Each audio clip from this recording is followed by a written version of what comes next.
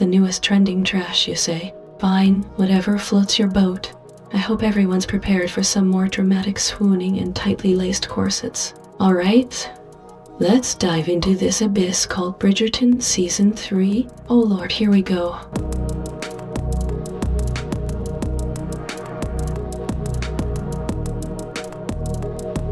Brace yourselves, viewers. It's time to step back into the world of dramatic melodrama and overdone romance. Who am I kidding? This is my people's catnip, a fantasy escape into the upper echelons of 19th century British aristocracy, and I can already see myself gaining thousands of new depressive fanbase members. Let's get this torture over with.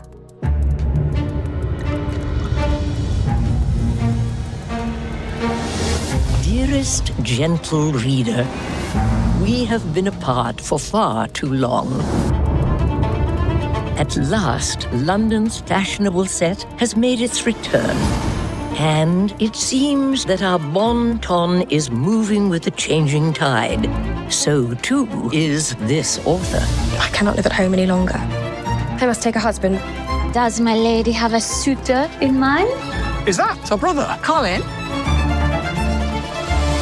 Well, that's one way to start a story. Lady Diary trails here, announcing her readiness to settle down and tie the knot with just any random dude because living in her parents' house is getting way too dull. As if being part of the elite British society isn't entertaining enough. Give me a break.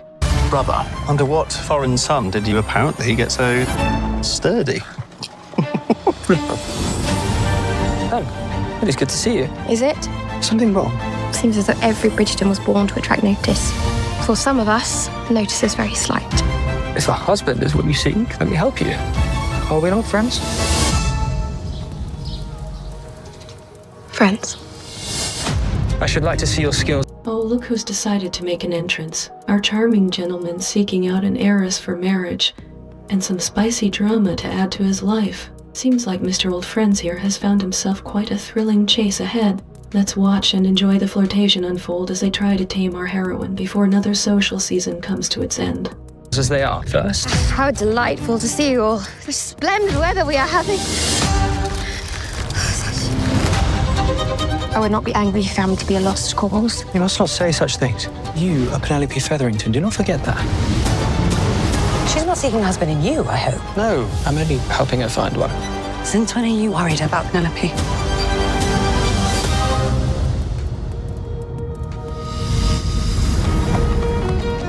Well, isn't that a twist? The not-so-subtle shift from flirtatious advances to suddenly showing concern for none other than Penelope Featherington herself. Seems like our leading man's charm might have deeper waters than initially expected, or perhaps he's merely realized that Penelope could be a potential contender for those marriage-seeking elites after all. What this author knows to be true is that diamonds are not the only gems that sparkle.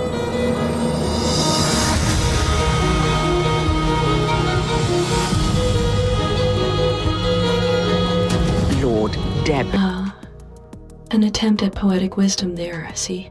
Nice try, penman, but hey, you forgot to mention how everyone else's fake smiles and shallow ambitions outshine even the brightest of those gems. Because, let's face it, underneath the fancy gowns and grand balls, Bridgerton is still just a playground for the egocentric elites, looking to climb social ladders, and their equally manipulative puppeteers behind the scenes.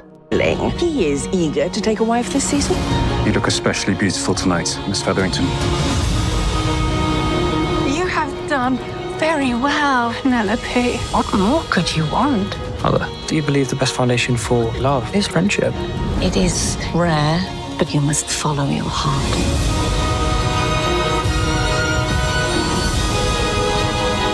What is the primary force? Another ball. Another suitor making a pass at Ms. Featherington Toddy. Guess in this world of materialism and superficiality, beauty truly is a commodity, one that opens doors to endless possibilities. Our Penelope, however, seems to be playing the game quite astutely, don't you think? The idea of love as friendship, such a whimsical notion in the midst of all this charade. That guides us along our paths. Penelope. Is it our minds? Oh, there's the dramatic closing touch, guiding ourselves along those interminable pathways of society and romance. Such melodrama indeed. As for Miss Featherington, her journey continues amidst this gala of gossip and charm. So ladies and gentlemen, stay tuned as we unveil the next chapter in Penelope's quest for what? Love or status? Or our hearts?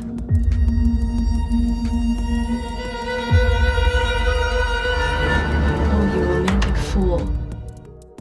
Well, isn't that always the crux of the matter, though? Love versus image, dreams against realities, passion battling practicality.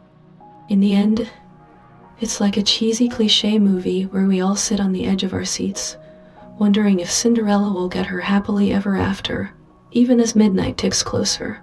Trailer, huh?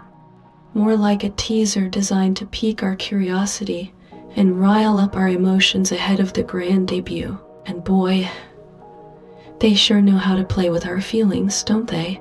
Anyway, my thoughts on the upcoming season? Well, my twisted admirers, here's the deal. After witnessing these cunning sneak peeks, I must confess, I am intrigued, drawn in by the allure of deceitful hearts, lavish balls, and scandalous escapades.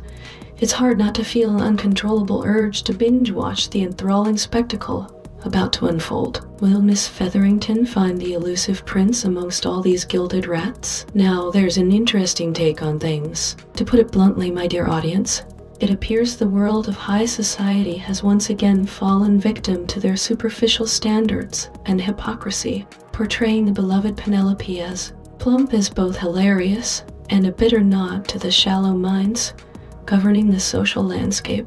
A reminder that no matter one's charm or grace, they can still be reduced to petty insults over physical appearance. Faced with such narrative twists, people often choose comfort over inconvenience. They would much rather root for an underdog who eventually triumphs through personal growth or sheer destiny than witness their beloved heroine suffer due to societal prejudices. It's quite fascinating, really, to observe how narratives resonate deeply with the collective psyche. Alrighty then, folks. It's been an eventful soiree tonight. Our dear Miss Featherington is amidst her romantic tribulations, navigating the treacherous world of balls and suitors, all while gracefully defying societal expectations by flaunting a few extra curves. As for me, well, I'll let you ponder whether our dearest Penelope finds true love or just manages to shake up the snobbish hierarchy. Till next time, dear viewers.